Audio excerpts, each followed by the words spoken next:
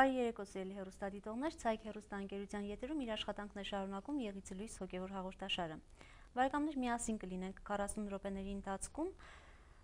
եւ տեղեկացնեմ, որ այսօր մեր հաղորդումը եթեր է հեռարձակվում տեսագրությամբ, ուստի չենք կարող ընդունել հեռախոսազանգեր, ինչի համար ներողություն ենք խնդրում։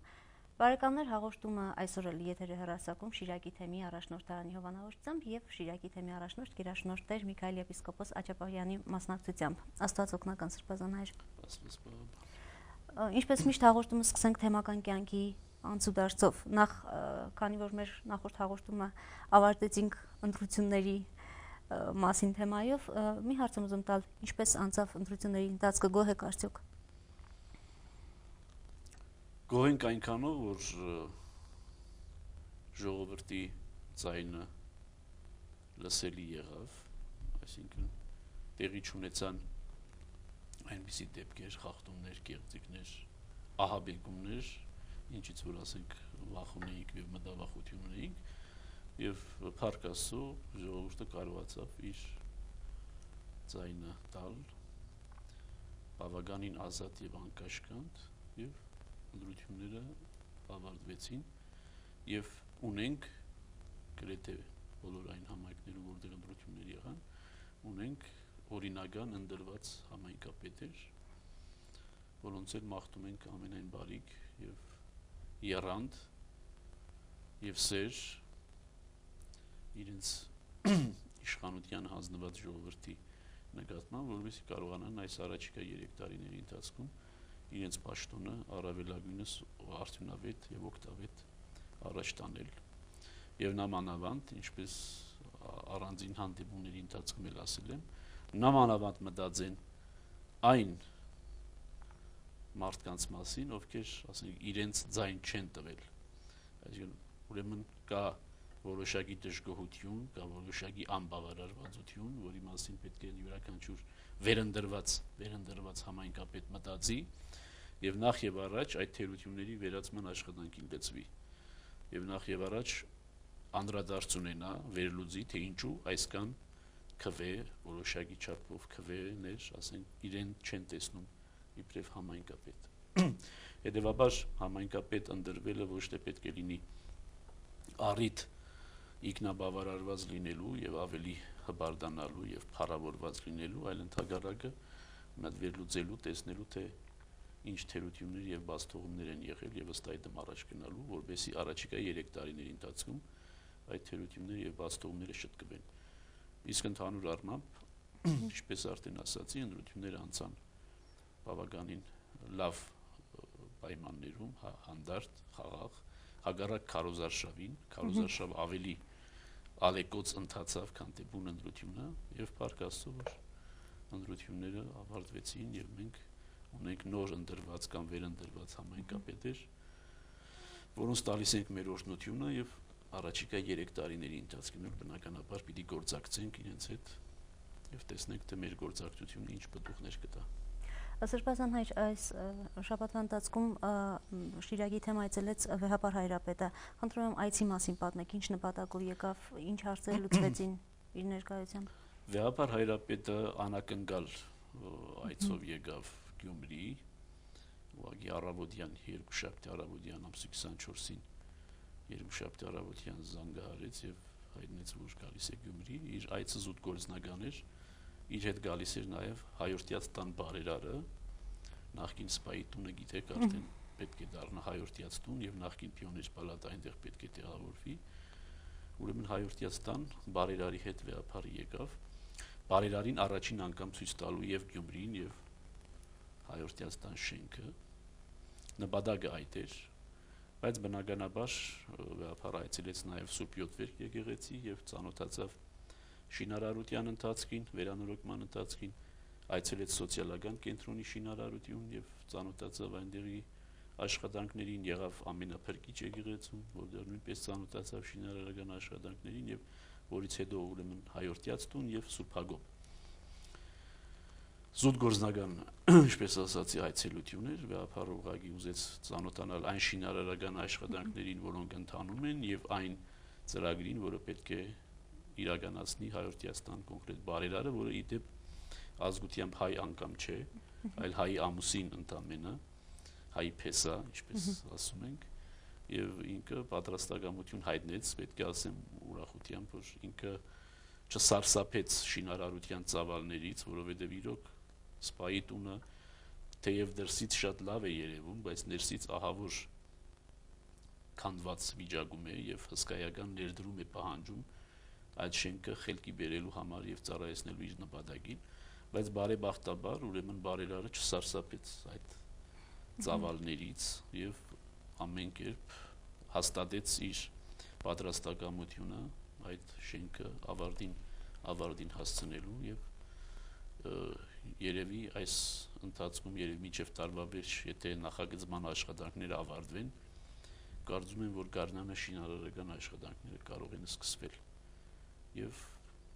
դրանով եւս մեկ շինարարական ծրագիր սկսի ընթացք ստանալ։ Ուրեմն այդքան էր վեհապարը այդ։ Իսկ վեհապարը գոհ էր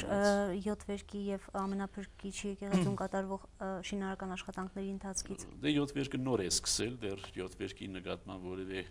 գնահատական տալը դեռ շուտ է, որովհետեւ ընդամենը քանդման աշխատանքներն են կատարվում, այսինքն այն ինչ որ պետք է քանդվի ամենափրկիչում եւ սոցիալական կենտրոնում շինարարությունից վեհապարը տպավորված էր, գոհ էր եւ ընդ որում ասեմ, որ վեհապարին այդպես գոհ թողնել այդքան հեշտ չէ, որովհետեւ վեհապարը շատ բծախնդիր է շինարարության ամեն մի մանրուքի նկատմամբ եւ ուրախ եմ ասելու, որ բավական, այսինքն ոչ մի դժգոհություն չհայտնեց վեհապարը, այլ ինչ որ տեսավ գոհ մնաց, դա մեզ մխիթարում է եւ մեզ ուրախացնում է եւ պետք է ուրախացնի նաեւ շինարարներին, կատարողներին, որոնք առավել պատասխանատվությամբ պետք է մոտենան իրենց աշխատանքներին եւ կարծում եմ, որ քանի արդեն շինարարությունը սկսված է, ինչպես Սուրբ Հակոբի շինարարության ընթացքի ժամանակ վեհապարը հաջախագի այցելում էր Գյումրի, այնպես էլ այս շինարարական աշխատանքների ընթացքի ժամանակ վեհապարը անպայման բարբերաբար կայցելի Գյումրի եւ կհետեւի իմոտո կհետեւի շինարարական աշխատանքներին, որովհետեւ ինքը անտարբեր չի կարող մնալ որևէ շինարարական աշխատանքի նկատմամբ։ Սրբազան հայր, Լուսակերտի եկեղեցում ձեռնադրության մասին խնդրում եմ պատմեք, ով ձեռնադրվեց, քանիսը, ինչ հոգեորական պաշտոն ստացան, հա, այսպես կարելի ասել։ Լուսակերտում պատարակ մատուցվեց, հովվական այցով եղանք Լուսակերտում եւ նախապես ծրագրված չէր այս սարգսակական ձեռնադրությունը կատարել Լուսակերտում, այլ Լուսակերտի այցելությունը պետք է լիներ սովորական մեր հովվական այցելությունների շրջանում, բայց քանի որ քահանայից լսարանի շրջանավարտ Հարիջեցի ծնունդով եւ բնակությամբ Հարիջեցի Անդրանիկը արդեն ավարտել էր ուրեմն այդ քահանայից լսարանը եւ քահանա ձեռնադրվելուց առաջ պարտավոր էր անցնել նաեւ մյուս աստիճանները դպրության կիսասարգսակության, որոնք նախապես արդեն տվել էինք եւ բնականաբար պետք է սարգսակության աստիճաներ ստանար քահանայության պատրաստվելու համար եւ մենք ուզեցինք, որ արտիքի տարածաշրջանում մեր այս հովվական որևէ մի այցի շրջանակում լինի այդ սարգսակական ձեռնադրությունը եւ դա համընկավ այսպես Լուսակերտ մեր այցելությանը եւ Լուսակերտի եկեղեցում մենք կատարեցինք այդ սարգսակական ձեռնադրությունը եւ սարգսակ ձեռնադրվեց ուրեմն արտիքի տարածաշրջանից Հարիջ գյուղի բնակիչ, որը մեզ ուրախացնում է, որովհետեւ այսօր արտիքի տարածաշրջանում արդեն ունենք եւ տեղացի հոգեվորական Տեր Պավստոս քահանան, որ ծնունդով եւ բնակությամբ Հոռոմ գյուղից է եւ այսօր Հարիջի բնակիչ ունենք Սարգսակ, որը շուտով եւ մի քանի ամիս հետո քահանա կձեռնադրվի եւ դարձյալ երկրորդ տեղացի այսինքն կմնա Արտիկում գուցե կամ Հարիջում ամենայն դեպս արտիկի տարածաշրջանում կմնա, եթե ուրիշ որևէ մի տարածաշրջանում հրատապ անհրաժեշտություն չլինի եւ սրանով երևում է, որ քայլ առ քայլ մենք կարողանում ենք իրագործել մեր ծրագիրը, թեև դժվարությամբ, թեև եւ որոշակի դանդաղ տեմպով, բայց կամաց մենք իրականացնում ենք մեր ծրագիրը, այն է տեղացի հոգեվորականներ ունենալ ամենուրեք։ Եվ այս ընթացքում նաեւ այս շրջանում ուրեմն ձեռնադրվեց Սառնախբյուրցի, նաև Մարալիկցի Տեր Ստեփանոս քահանան, նույնպես քահանայից լսարանի շրջանավարտ, որը արդեն իր 40 ավարտել է եւ երևի թե վեհապար հայրապետը կնշանակի Շիրակի թեմ եւ Շիրակի թեմ նշանակվելու բարագային էլ ամենայն հավանականությամբ եթե ուրիշ որևէ միտեղ առաջնային հրատապ անհրաժեշտություն դարձել չլինի, մենք իրեն կնշանակենք Մարալիկի տարածաշրջան եւ ուրեմն Մարալիկի տարածաշրջանում նույնպես տեղացի հոգեվորական կլինի, ինչպես Արտիգի տարածաշրջանում տեղացի հոգեվորական է։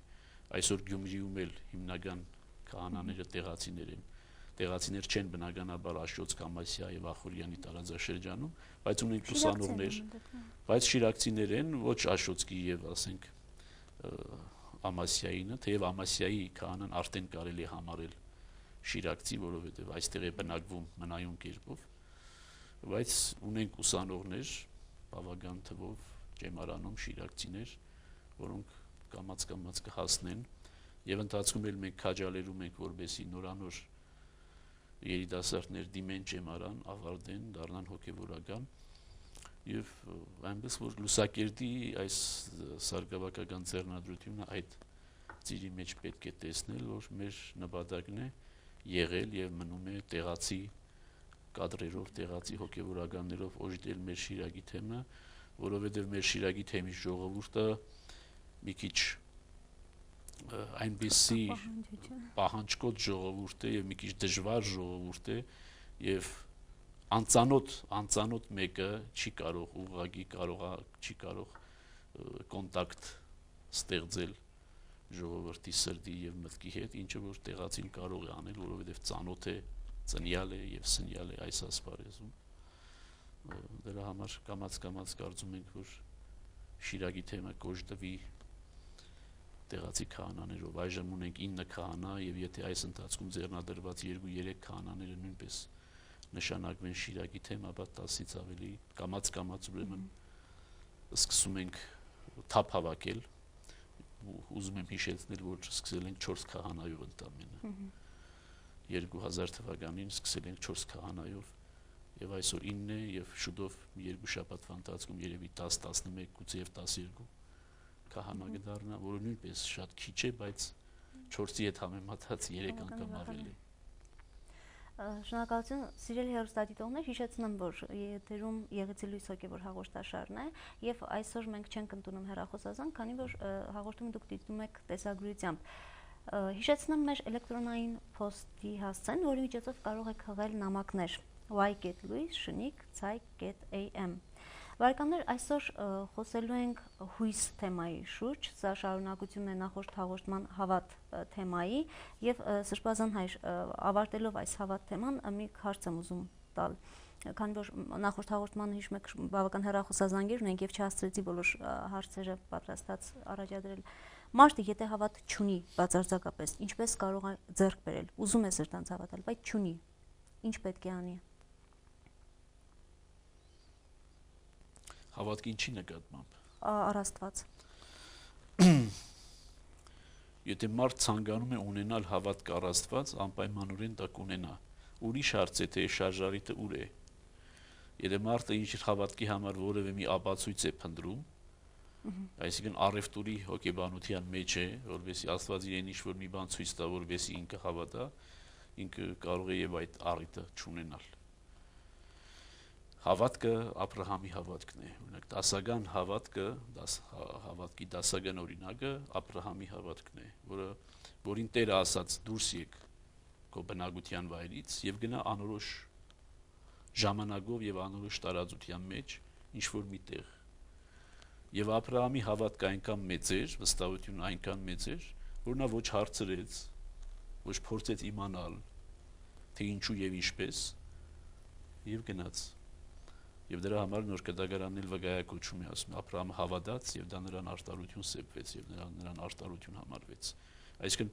իր մեծագույն առաքինությունը այդ հավատքն էր, որ գնում էր եւ չգիտեր թե ուր է գնում, բայց վստահում էր Աստծուն։ Այսինքն փոխարեն ինչ որ բան չէր պահանջում։ Եվ նույնիսկ երբ որ որպես փորձություն իրեն տրվեց իր որդուն Իսահակին զոհաբերելու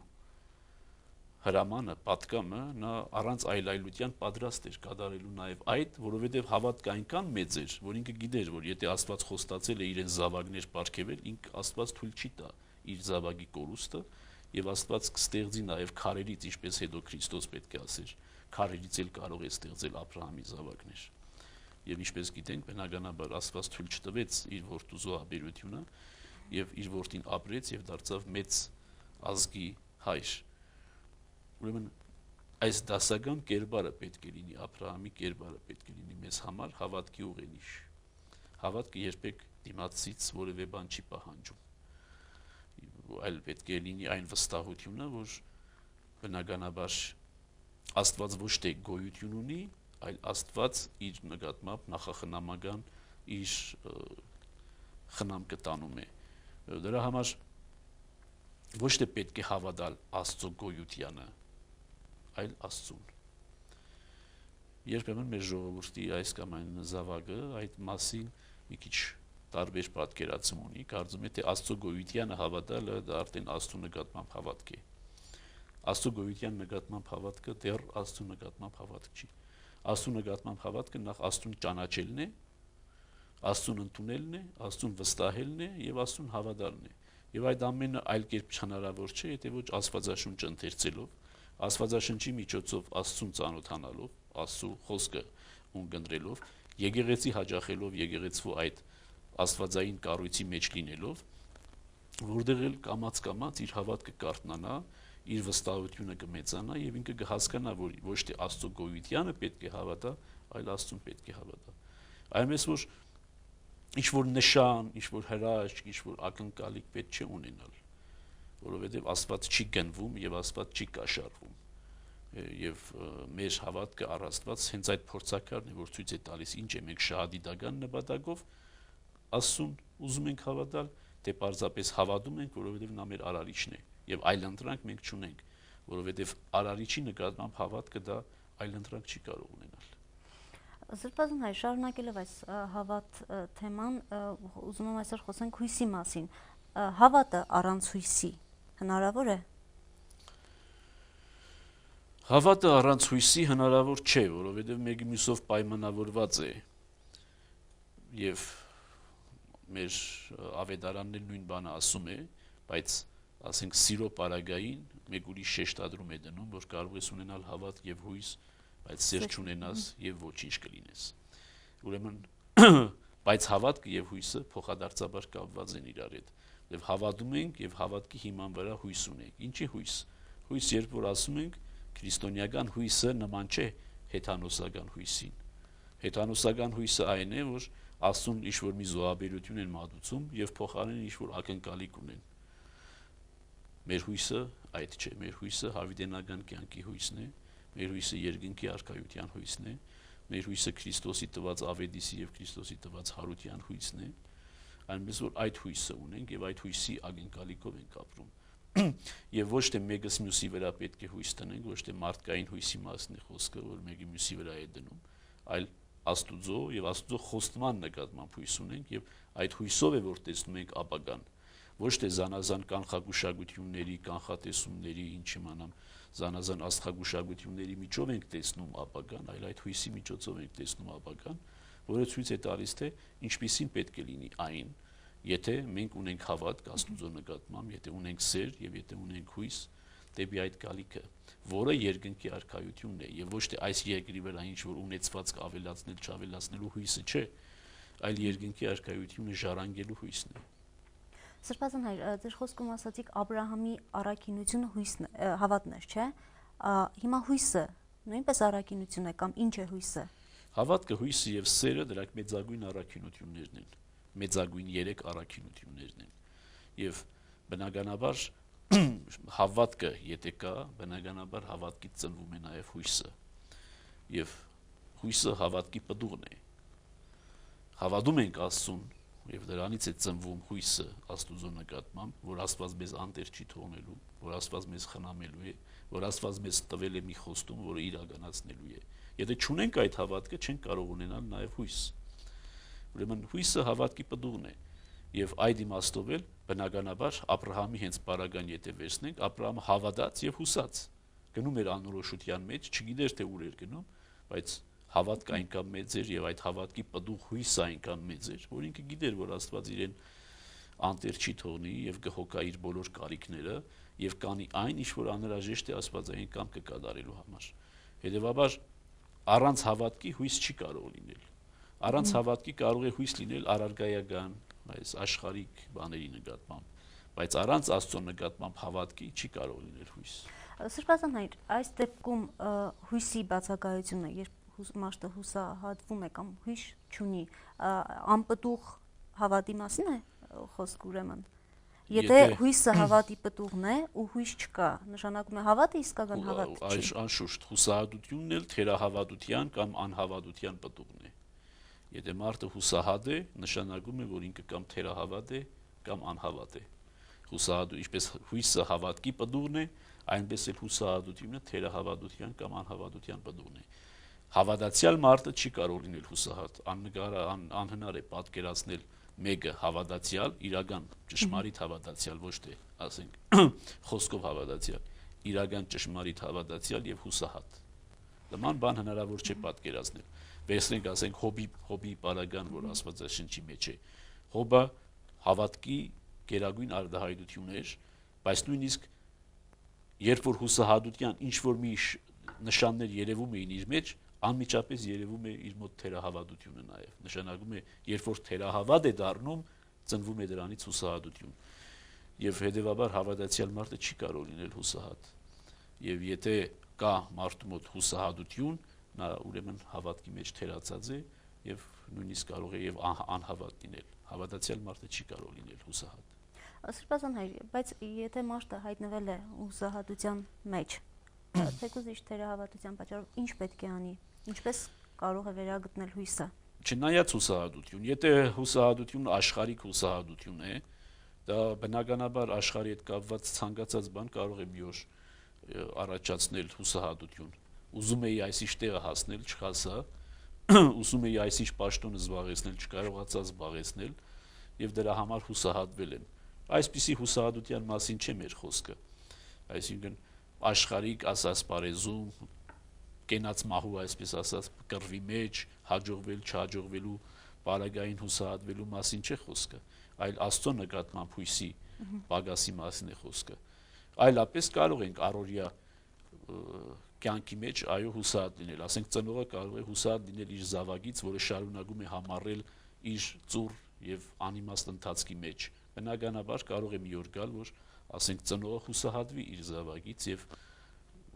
այլևս չփորձի որևէ կերպ միջամտել, որովհետեւ այլևս հույս չունի, որ իր զավակը կուղվի։ Բայց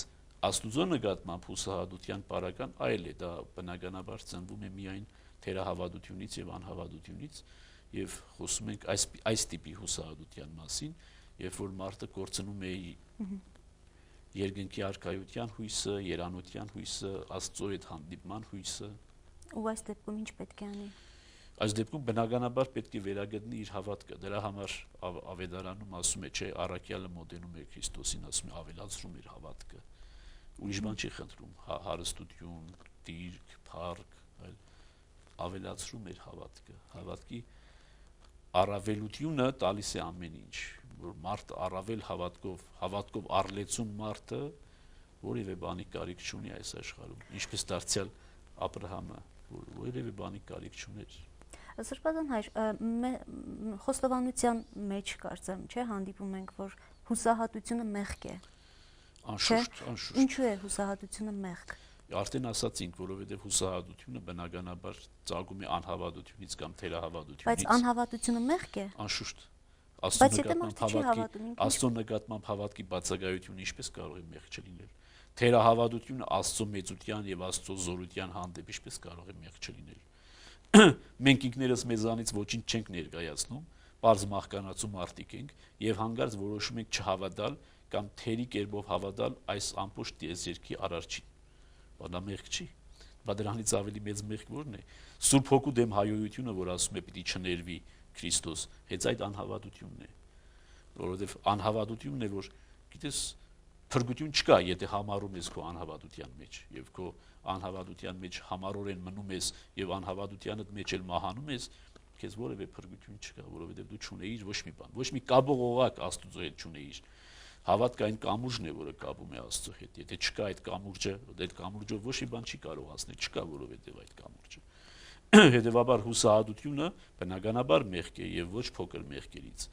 Նաեւ աշխարհիկ իրականության մեջ հավատացյալ մարդը, քրիստոնյա մարդը իրավունք չունի հուսահատվելու, ասենք աղքատության մեջ իրավունք չունի հուսահատվելու, կարիքի մեջ իրավունք չունի հուսահատվելու, դժբախտության մեջ իրավունք չունի հուսահատվելու։ Իր հույսը, որովհետև Աստված է, չպետք է դնի իր հույսը մարդկանց վրա։ Դարձյալ բերեմ Հոբի պարագան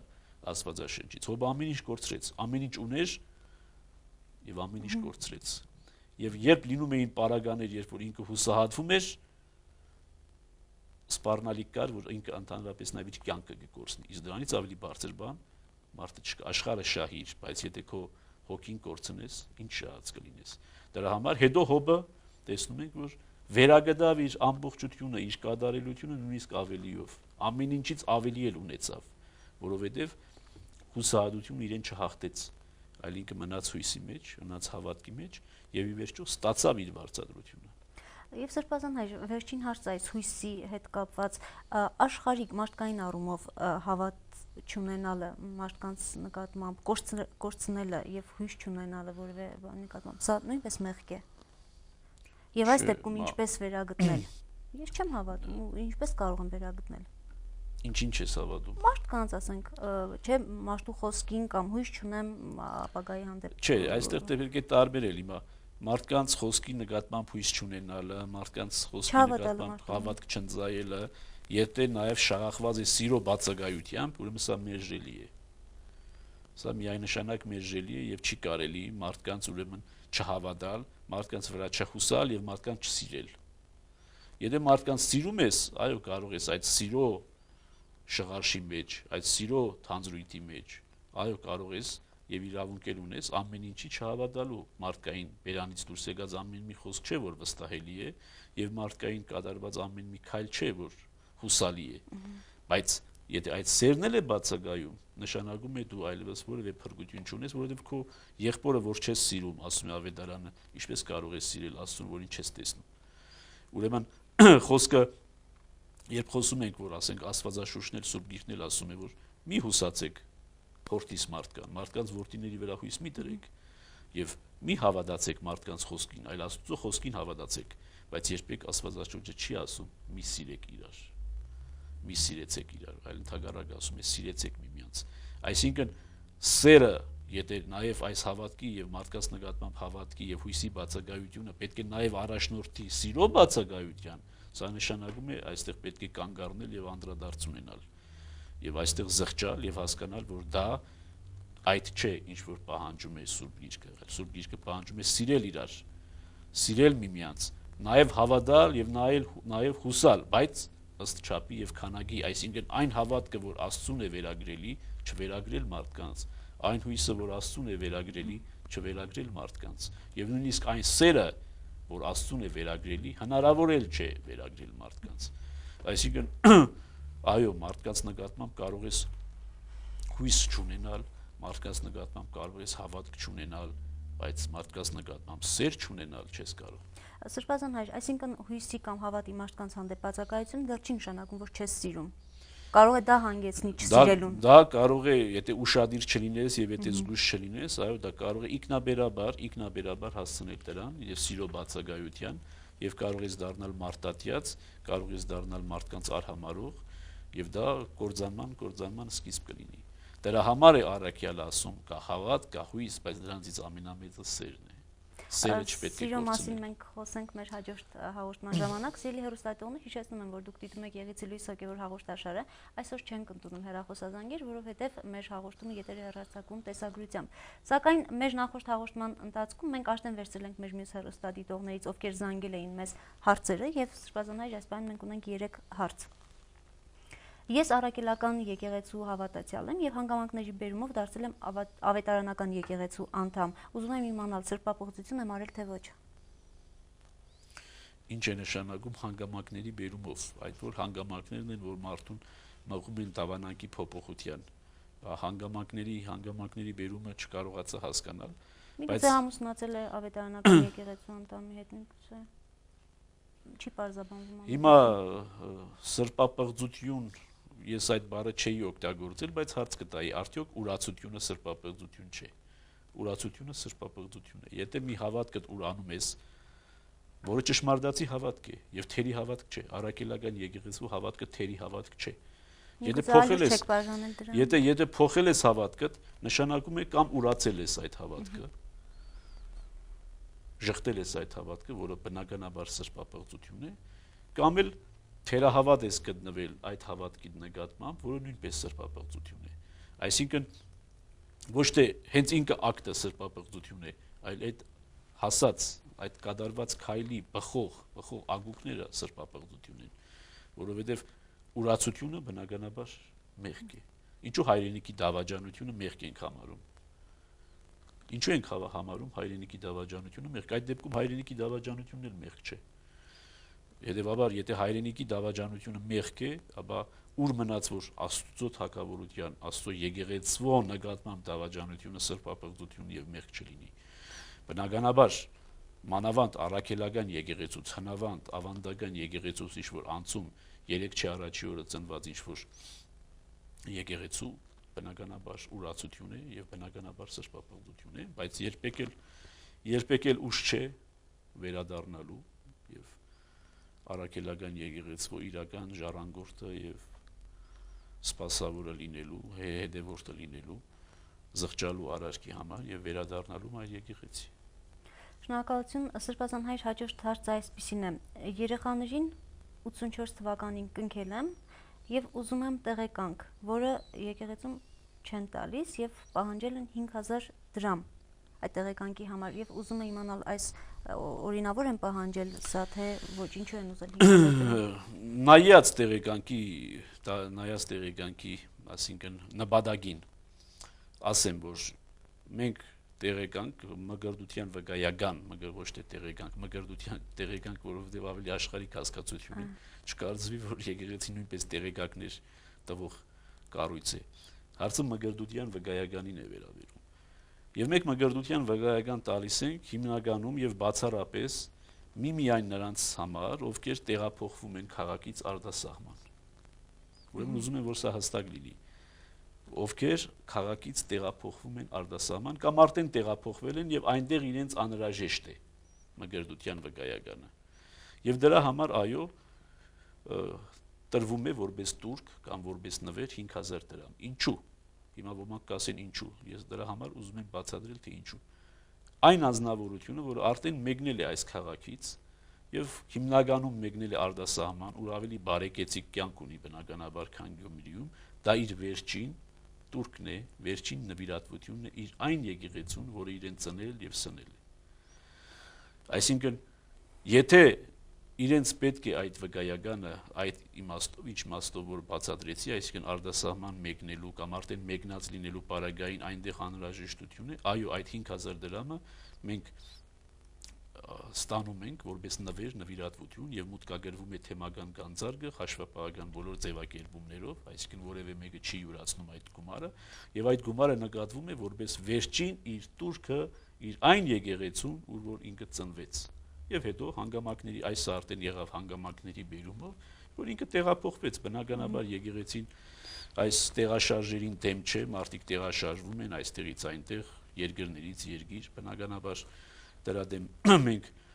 որևէ խնդիր չունենք, եւ հետեւաբար եթե մի գյումրեցի տեղափոխվել է Հունաստան, այ հիմնականում ավելի հաճախ Հունաստան տեղափոխվածներն են ուզում մգրդության կամ ամուսնության վկայականներ, դա իր վերջին նվիրատվությունն է, իր վերջին տուրքն է եկեղեցում։ Իսկ եթե պարզապես պետք է իր երեխաներն էլ այստեղ են, իրենք էլ տեղափոխվելու խնդիր չունեն, բայց պարզապես մգրդության վկայական են ուզում, որովհետեւ իրենք ունենան այդ մգրդության վկայականը կտրվի ծրիաբար։ Եվ վերջին հարցը Սրբազան հայր Սվետլանա Մխիթարյանն է հարցում, թե ինչ որոշում է կայացրել Վեհապար հայրապետը թիվ 3 վաղնիկինքից տնակում ապրողների համար, քանի որ ինչպես հասկացա այս տնակը ուզում են տեղահանել, բայց նրանք բնակության վայր չունեն, այլ այս հարցին։ Ուրեմն Վեհապար հայրապետը այդ հարցով զբաղվելու համար չէր եկել քաղաք, բնականաբար, բայց այդ հարցը դրվեց, երբ որ Վեհապարը, ես եւ քաղաքապետը միասին նստած էինք եւ քաղաքապետը եւս մեկ անգամ խոստացավ, որպեսզի այդ տնագների հարցը կլուծի եւ այդ անձնավորությունները կապահովեն բնակարանով եւ այդ տնագները այդտեղից կվերանան, որպեսզի մենք էլ կարողանանք մեր շինարարությունը իրականացնել։ Այսինքն քաղաքապետը վեհապարի առաջ խոստում է տվել, որպեսզի այդ տնագների բնակիչները պետք է բնակարան ստանան, տեղափոխվեն եւ այդ տնագները պետք է այդտեղից վերցվեն։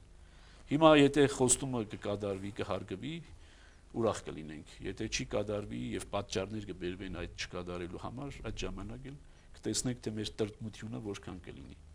Շնորհակալություն Սրբ Ազանհայր, եւ հաղորդման ավարտին խնդրում եմ ասեք առաջիկա 2 շաբաթների ձեր անելիքների մասին ունեք արդեն պլանավորումներ, ինչ ծրագրեր ունեք։ Այո, բնականաբար կան անելիքներ։ Ամսու 4-ին 5-ին մենք հանձնաժողովի նիստ ունենք Էջմիածնում, նոյեմբերի 4-ին 5-ին ծիսական հարցերի հանձնաժողովի, որի անդամ եմ նաև ես, եւ ամսու 4-ին 5-ին հիմնականում Էջմիածնում այդ հանձնաժողովի նիստերը պետք է լինեն։ Ամսու 6-ին Բենյամին ենք այցելում, հերթական, ինչպես այսօր լուսակիրտ այցելեցինք, ուրեմն ամսու 6-ին հովվական այցով կայցելենք Բենյամին գյուղ եւ Բենյամին գյուղի եկեղեցում պատարագ կմատուցենք եւ մեր ժողովրդի հետ կլինենք։ Եվ առաջիկա օրերին 2 շաբաթների ընթացքում էլ բնականաբար որոշակի ծրագրեր ունենք իրականացնելու, բայց որբեսի հանգարց խոչընդոտող որևէ հանգամանքի պարագային հետաձգվելու պարագային ամոթով մնալու խնդիր չունենանք, հիմա պետք չի այդ մասին ասել։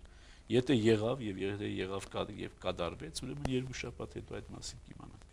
Շնորհակալություն Սրբ Ազանհայր, սիրելի հեռուստադիտողներ, մեր եթերաժամը սպառվեց, մենք կհանդիպենք 2 շաբաթ անց ցայգի ուղիղ եթերում։